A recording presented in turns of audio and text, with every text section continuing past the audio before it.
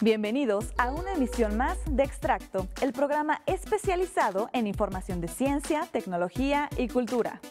Un producto más de la Agencia Informativa de Educación de México, que nos muestra a los protagonistas del sistema educativo y sus aportaciones, el contexto donde se desenvuelven, las instituciones, los maestros y lo más importante de todo esto, ustedes los estudiantes.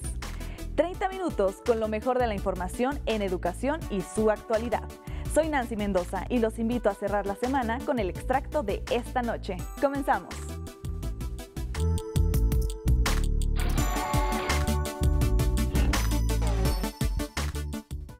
Uno de los elementos más representativos de la celebración del Día de Muertos en nuestro país es la ofrenda, que hace culto a nuestros seres queridos que se nos adelantaron en el camino. Esta tradición tiene una fuerza tal que ha llegado hasta Europa, a la sede de la UNESCO en París, allá en Francia. Les invito a conocerla en nuestro primer reportaje del día de hoy aquí en Extracto. Con motivo de los 15 años de la Declaratoria de Obra Maestra del Patrimonio Cultural, Oral e Inmaterial de la Humanidad a la festividad indígena dedicada a los muertos en México por la UNESCO, se montará una ofrenda, una de las tradiciones más emblemáticas de la cultura mexicana en el Día de Muertos, que engalanará el vestíbulo de la sede de la Organización de las Naciones Unidas para la Educación, la Ciencia y la Cultura, UNESCO, en París. Se buscará mostrar la riqueza cultural de esta tradición mexicana. Es una ofrenda tradicional y con elementos representativos de México. Cuenta con 3 niveles en los que se representan los planos subterráneo, terrenal y aéreo. Se explica al público el significado de esta manifestación cultural y ritual, así como la importancia y representación que tiene en nuestro país. Los visitantes podrán apreciar los colores, aromas, elementos y rituales contenidos en el último viaje. La ofrenda es un homenaje a Sergio Pitol, escritor, traductor y diplomático mexicano recientemente fallecido, quien durante los años 70 se desempeñó como agregado cultural de la Embajada de México en París por parte del Servicio Exterior Mexicano. En el altar destacan los elementos característicos de estas ofrendas mexicanas, como el copal, incienso, velas, frutas cítricas, cempasúchil de papel y flores naturales del lugar, como crisantemos, sal, agua, pan de muerto, tamales, atole, frijoles y arroz con mole que se prepararon en la capital parisina.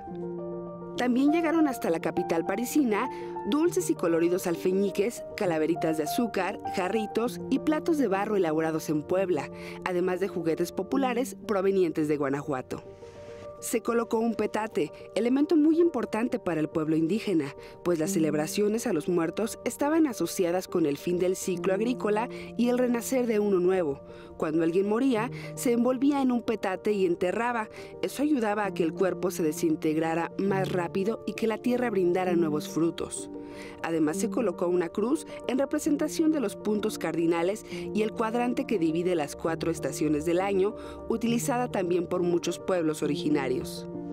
Acompañan a esta ofrenda algunas obras literarias de Sergio Pitol, así como su fotografía, piezas de cartonería elaboradas por el maestro artesano Sergio Otero, en alusión a otra de las obras del Patrimonio Cultural Inmaterial de la Humanidad, declarada por la UNESCO en el año 2011, el mariachi. Preocupado por las amenazas de desaparición que tienen las culturas ancestrales, provocadas por los procesos socioculturales, homogeneizadores y la economía del mercado globalizadora, la UNESCO estableció dentro de sus programas una línea de trabajo para la identificación, reconocimiento y salvaguardar el patrimonio que refleja a miles de grupos sociales. Siguiendo con los temas referentes a las festividades del día de hoy en las que celebramos a la muerte, nos acompañó el doctor Helio Masferrer Can, doctor en antropología y profesor investigador emérito de la Escuela Nacional de Antropología e Historia. Primero nos explicó el significado del Día de Muertos. La Iglesia Católica se instala en el continente como resultado de la conquista y entonces tiene que negociar con las culturas que estaban. Sí. Los antiguos mexicanos planteaban que los muertos de muerte natural, digamos, se iban al Mictlán, los que se ahogaban o tenían enfermedades acuáticas, les decían, al Tlalocan, y los que morían en la guerra acompañaban al sol desde que salía hasta el cenit, y las mujeres que morían en el parto acompañaban al sol del cenit hasta que se ocultaba. Y luego el sol, ellos tenían la noción de un sol nocturno que giraba alrededor de la Tierra, y en ese sol nocturno iluminaba el Mictlán y el Tlalocan, que era un sol más débil, ¿no? Entonces, en esa perspectiva, en realidad, los que estaban en el Mictlán o en el Tlalocan no iban a tocar el arpa ni subirse a una nube, como es la visión cristiana tradicional, sino que iban a trabajar para los dioses. Y entonces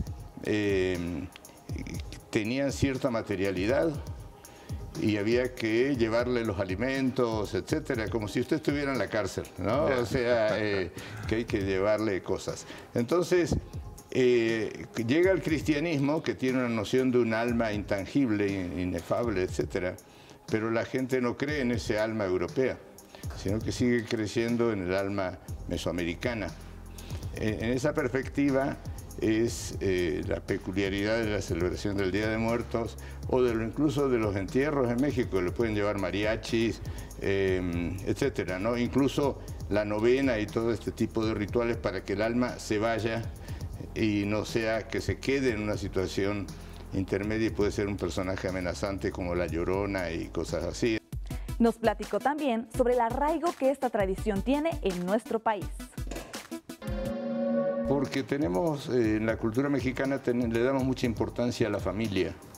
Entonces, no son cualquier muerto el que viene, sino que son sus seres queridos, con los que los mexicanos consideramos que esos seres queridos están en el cielo y están alertas a lo que nos pasa aquí en la tierra, y entonces de alguna manera están velando por nosotros, y le iremos a hacer compañía cuando también nos toque, ¿no? Entonces, en esta perspectiva, no tiene por qué ser un día de tristeza, sino es la fiesta, que justamente es el día que usted se encuentra con sus seres queridos, que lo vienen a visitar una vez al año, y entonces tiene que hacer una buena celebración, no puede ponerse triste.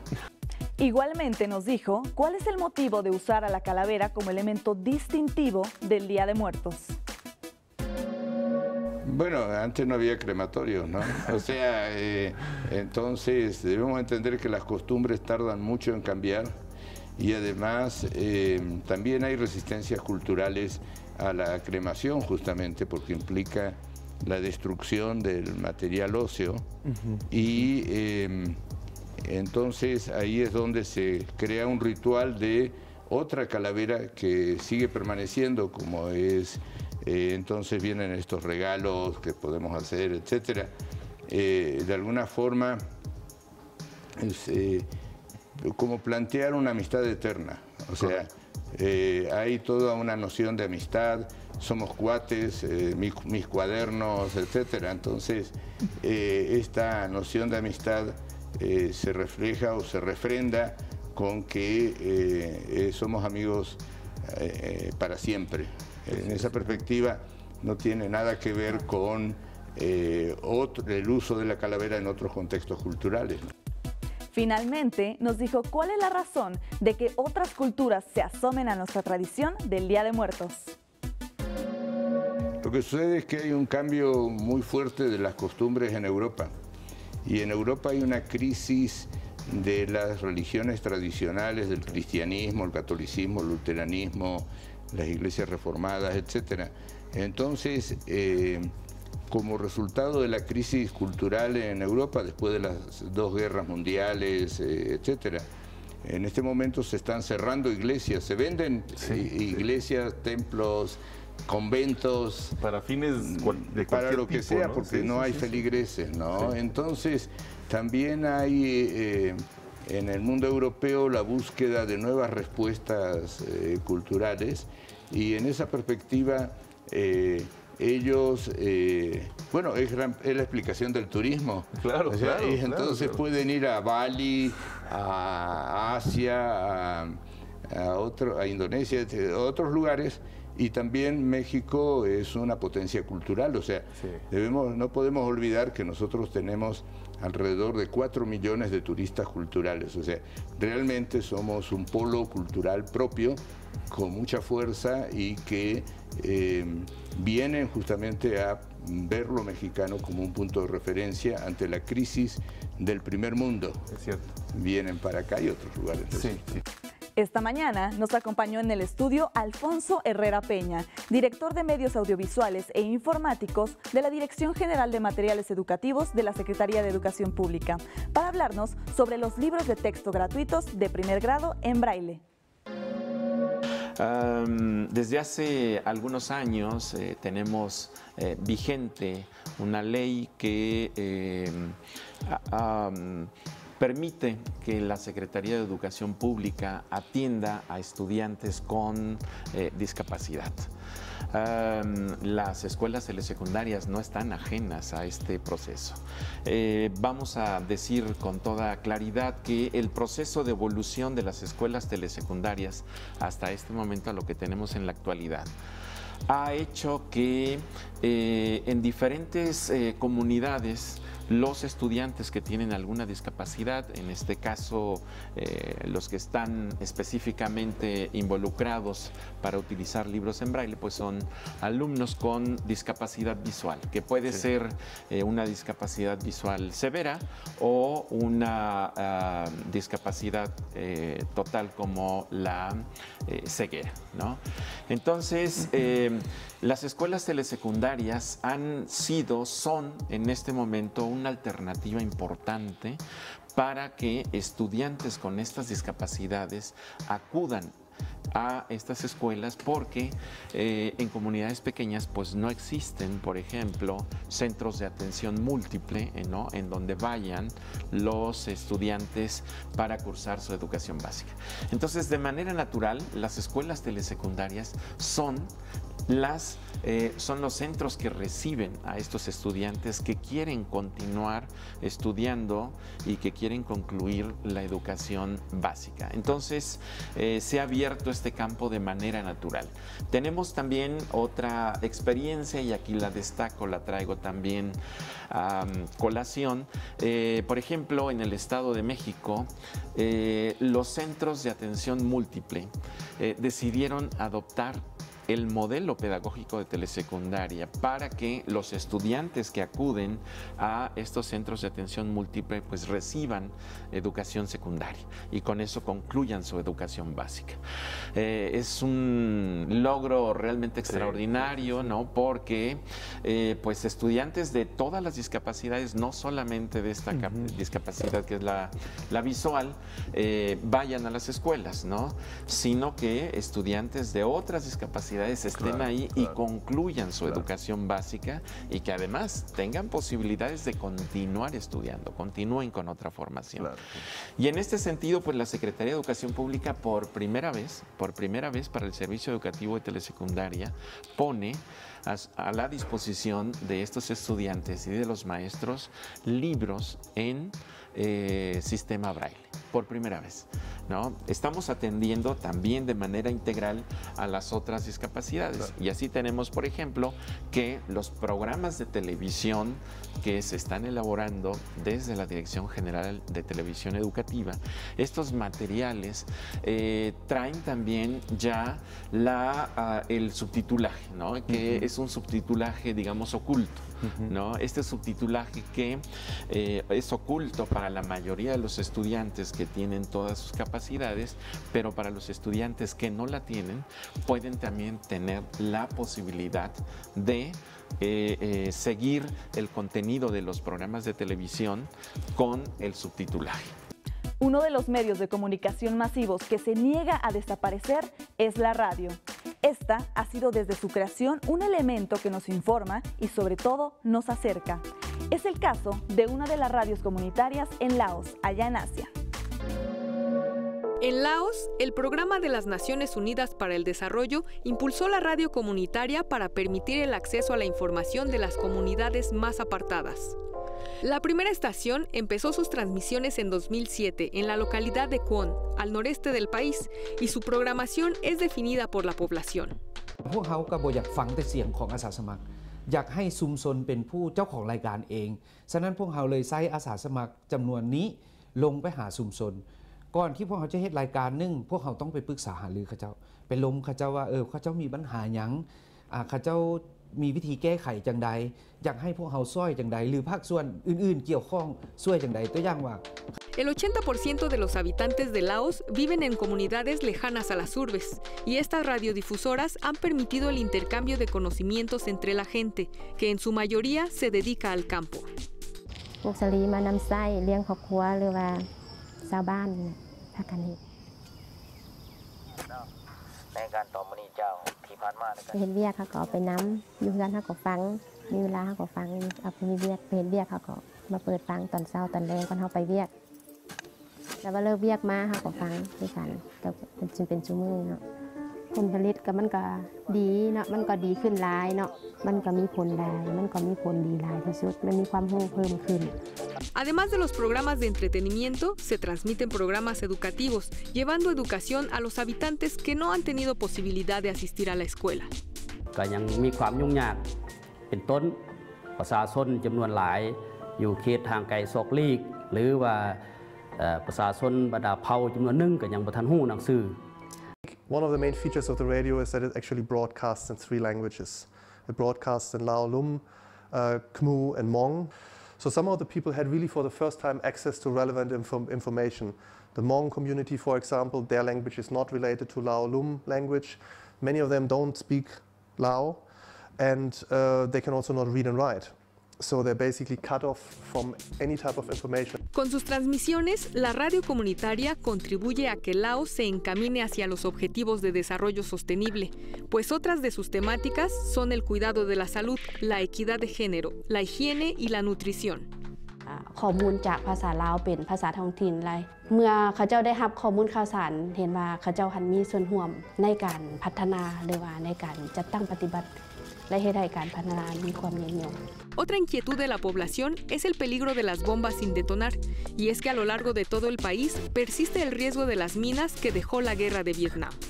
Con el apoyo de la ONU, instituciones locales, el sector privado y el voluntariado en las comunidades, el modelo se replicó en 8 estaciones más para llegar a 285,000 personas. Mediante talleres impartidos por expertos de la producción radiofónica y del personal que ya era parte de una radio comunitaria, se instruyó a quienes operarían la radio en otras comunidades. Así, se capacitó a los voluntarios en redacción, investigación, periodismo, equipamiento, producción radiofónica y manejo de la estación de radio. The first thing is that you actually give young people in communities a choice. So they can choose to be the voice of the community. So being able to be behind the microphone, on air, talking to the whole community and many, many more people is really amazing for their own pride, their own empowerment, and also the belief that the rest of the community can have for them. And many of them have really found ways to involve people. So phone calls and talking about issues that can be very, very sensitive. But done over the community radio, they will talk about them. And the community radio needs to follow the flow of what people are demanding. La radio comunitaria en Laos funciona como elemento integrador y a la vez ayuda al desarrollo sostenible. Una iniciativa muy ecológica, de nombre Girando por el Sureste Cine Móvil Toto, lleva el séptimo arte a las comunidades más recónditas del país. Apoyado por el IMCINE, esta muestra sigue acumulando kilómetros y ahorrando kilowatts. México tiene una población de 123 millones de habitantes. 42 millones de ellos nunca han visitado una sala de cine. Actividad que para muchos podría ser cotidiana, para otros es un reflejo de la falta de oportunidades y acercamiento a las plataformas culturales.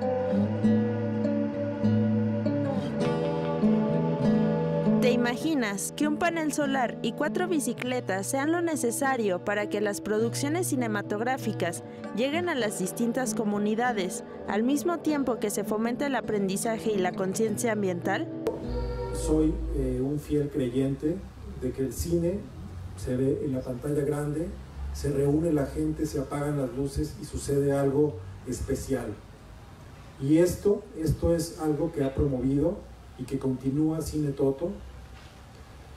En el mejor de los casos, todos sabemos, las películas mexicanas tienen miles de espectadores, algunas afortunadas tienen los cientos de miles, algunas pocas rebasan el 1.000.000 de espectadores, pero aún así, ¿cuántas personas se quedan sin ver estas películas? ¿Cuántos millones somos en este país? Y lo que está haciendo Cine Toto es llevar el cine que se hace a las comunidades. Cine Móvil Toto es un proyecto mexicano que busca acercar las películas nacionales a todos los públicos, a través de tecnologías sustentables, alentando el desarrollo ambiental, físico, cultural y social. Al día de hoy hemos recorrido 50.000 kilómetros a lo largo de toda la República Mexicana, proyectando más de 250 funciones, lo que nos ha regalado más de 50.000 sonrisas de todas las personas que se han visto beneficiadas. A lo largo de todo este recorrido, hemos logrado autogenerar cerca de 300.000 watts, lo que es menor al consumo que tiene una persona promedio en 10 meses. Esto nos habla de promover el consumo responsable de la energía eléctrica. Del 2 de noviembre al 5 de marzo, 90 comunidades de los estados de Quintana Roo, Yucatán, Tabasco, Campeche y Chiapas podrán disfrutar de películas como La leyenda del charro negro, Güeros y A la mar, entre otras, gracias al tour Girando por el Sureste con Cine Móvil Toto. En el caso específico de Cine Móvil Toto, es a que atiende una necesidad desde diversos flancos, es decir, que no se limita a atenderla de manera unidimensional. Tiene, por ejemplo, un componente social, a través del cual llega a las poblaciones más vulnerables. Tiene también un componente de uso renovable, de energías renovables, un componente de innovación. Es también una iniciativa hecha por los ciudadanos, para los ciudadanos, que además busca sumar a otros actores de la sociedad civil, como sociedad civil, el sector privado y los organismos internacionales, para crear sinergias y multiplicar impactos. Y esto es precisamente a lo que nos llama la Agenda 2030. Con apoyo del Instituto Mexicano de Cinematografía, Cine Móvil Toto busca convertirse en un espacio alternativo para promover el cine nacional, apoyando no solo a los públicos, sino a los cineastas para que su trabajo llegue a quienes debe de llegar, los espectadores en cualquier parte del mundo. Yo quisiera decir que Cine Móvil Toto, pues de alguna manera ha tomado también esa estafeta, y creo que muy exitosamente, de poder acercar las películas a la gente que no tiene acceso a las salas de cine.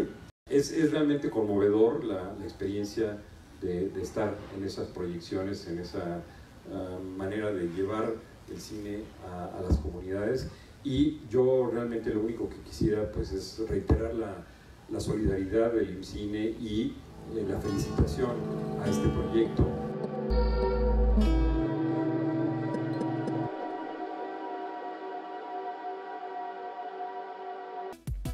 Para seguir celebrando a los muertos y realizar otras actividades culturales para este puente, aquí en la Agencia Informativa de Educación de México les damos las recomendaciones culturales para este fin de semana.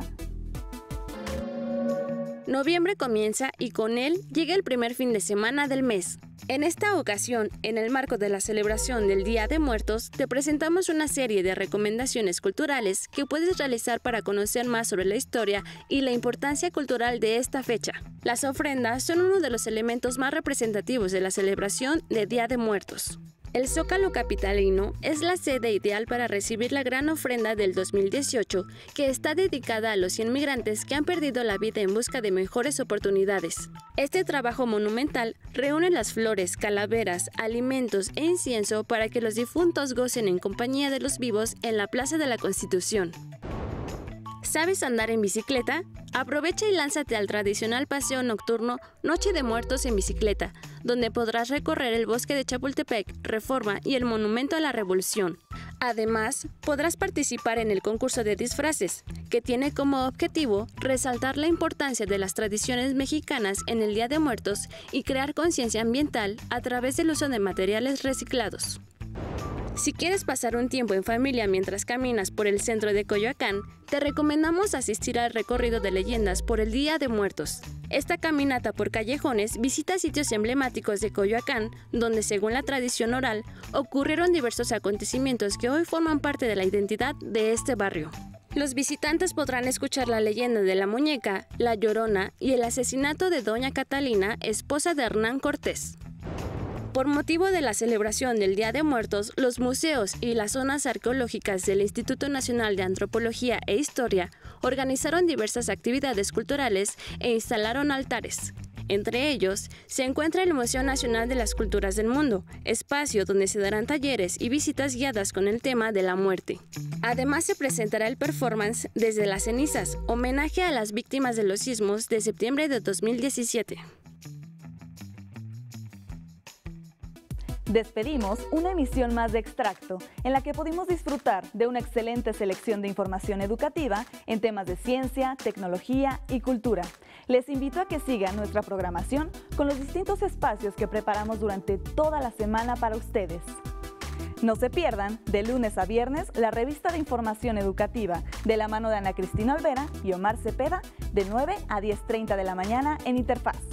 A las 9 de la noche, sintonicen EduByte con mi compañero Enrique Lascano, que nos traerá lo más relevante de la agenda educativa. Y cierren este día con este programa de nombre Extracto. Les recuerdo que pueden seguirnos en nuestras redes sociales. Soy Nancy Mendoza y en nombre de todos los que hacen posible este programa, muchas gracias por su atención.